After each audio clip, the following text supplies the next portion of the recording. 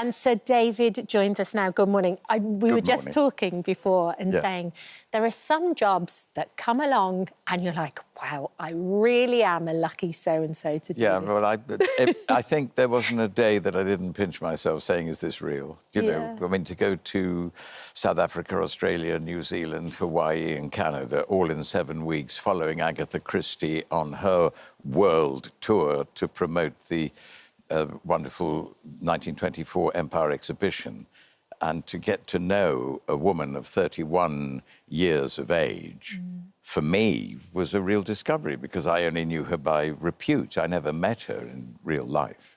So it was extraordinary. And, of course, the Agatha whose footsteps you were retracing isn't the Agatha that we necessarily know now, because she'd only written the one book when she went on this trip. And very few people know she wrote it in 1916, and it took 4 years to get published. Wow. She wasn't considered really anybody.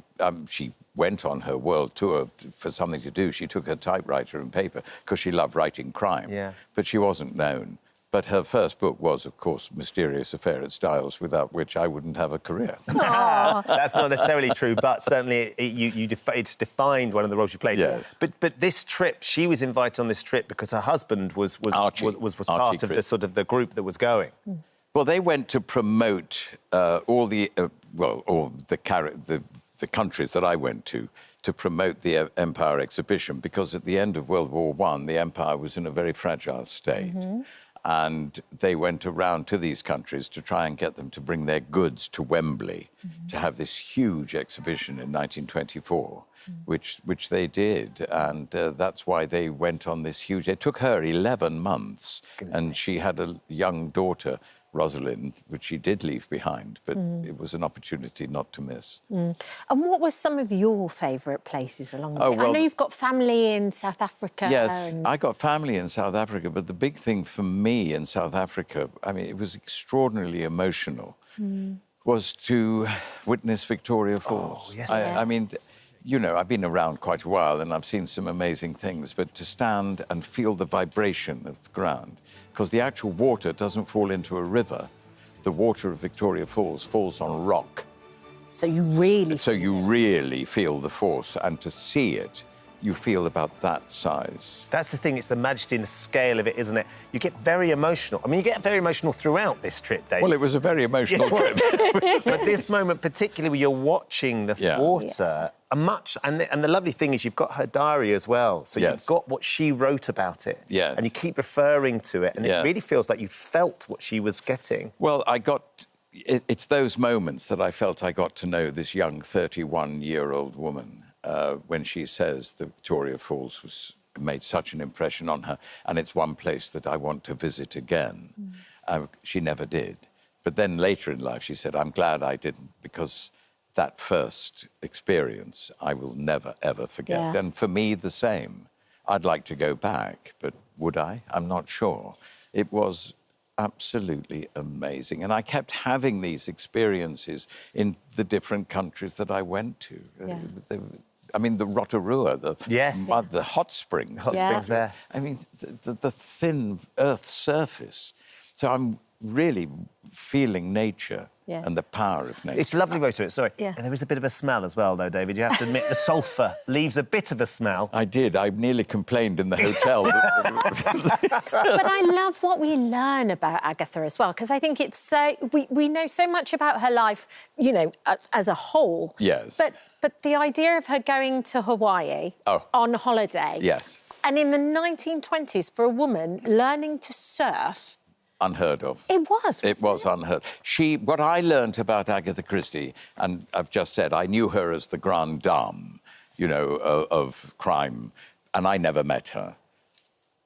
But I was meeting a 31-year-old, vivacious, courageous, an unbelievable young woman. I mean, when she was travelling on the ship, who would have thought Agatha Christie would have played the piano and sung and danced with the crew. With awful seasickness as well. She didn't get on with seasickness either. Yes. And she gave Poirot seasickness. She used a lot of her own experiences in her work. Yes. I mean, Poirot suffered from terrible seasickness, and she gave him a wonderful method to cure it called the Lavergier. Where did she get that? Really, it didn't work for her. But it is so many of her travels are kind of then wrapped up in her book as well. How do you feel about Poirot now? Do you still look on him with kind of love and admiration? Yes, I do, because he, playing him, and if I may humbly say the success of the series, transformed my theatre career. Because I was already 13 years with the Royal Shakespeare Theatre Company, but in the West End I'd only done 1 or 2. But suddenly the success of that character made me, for the producers, worth employing in the British theatre. So I got zonking great West End roles, and on Broadway, and other movies. So although I'll be remembered for Poirot, I've got that wonderful career as well, thanks to him. Yeah. I do. I was talking about you last week with Kat because she wore a linen outfit. Oh, yes. And she couldn't sit down. And no. When I was lucky... Did you have a leaning board? This is what I said. I said you need Poirot's leaning board because I did a set visit with you all those years ago. You did. And you had a lean... Because you were in an immaculate white suit, and like they did... That was the old Hollywood films. All the actresses had leaning boards. They leaned like that because they didn't crease their dresses. And I was made one for my linen suit. So on the set of Poirot, I was on my leaning board. I think I interviewed you while you were on the leaning board. I think you did, yes. You did. You did. So, Dave, it's been lovely to see you. Thank you so much for popping in. Thank you for having me. Yeah, it was lovely to chat. It's a really, really charming series. It's lovely to watch and to see your joy and affection and connection with Agatha and the character with these countries and all the presents you get given, those amazing presents. Yeah, and that the beautiful stone in New Zealand as well. You turned into the whale. Have you got it? Do you carry it with you? So this is what... This is the whale bone.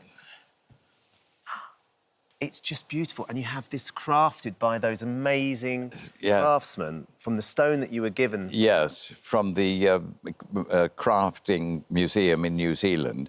They got a bit of Punamu stone from the riverbed, which is a sacred stone for the Maoris. And they carved that for me because it's a whale's tooth, and the whale is the greatest mammal traveller in the world, and they knew I was going around the world, so they made me a whale's tooth. That is absolutely stunning. Isn't it beautiful? Thank you for bringing that in. Yeah. I'm so glad No, just it's so special. And get that sense of energy from it. Yeah, and they say, because they see it as a spiritual stone, they say that if you wear it and the oils go into the stone, you must hand this on to the next generation. Fabulous. There's a great mystique about it all. Little experiences like that, you know, on this tour that are there on camera. I mean... and change you forever. Change forever, really. It was the most extraordinary.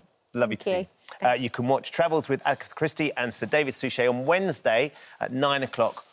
Thank you for visiting our This Morning YouTube channel. We upload new content every day, so go ahead and hit that subscribe button so you don't miss out. And we'll see you in the morning.